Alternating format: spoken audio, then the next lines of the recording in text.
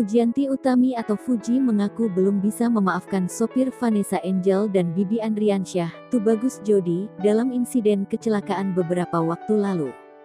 Disampaikan Fuji, pihak keluarga Jody sudah berusaha memohon maaf kepada keluarganya. Namun, Fuji mengungkapkan belum bisa memaafkan Jody. Bagi Fuji, insiden kecelakaan yang menewaskan kedua kakaknya itu sangat membuatnya sedih. Sehingga ia mengaku masih susah memaafkan Tubagus Jody. Sampai saat ini, Fuji masih sulit menerima kenyataan kedua kakaknya telah tiada. Ia bahkan merasa belum percaya Vanessa dan Bibi sudah tidak ada.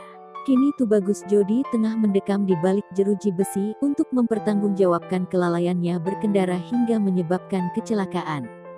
Lantaran Jody tidak diberi akses berkomunikasi selama di penjara, maka pihak keluarganya lah yang meminta maaf kepada keluarga Bibi. Fuji menuturkan, berharap Tubagus Jody mendapatkan hukuman yang seadil-adilnya. Mengingat Jody telah lalai dalam mengemudi hingga menewaskan dua kakaknya, Vanessa dan Bibi.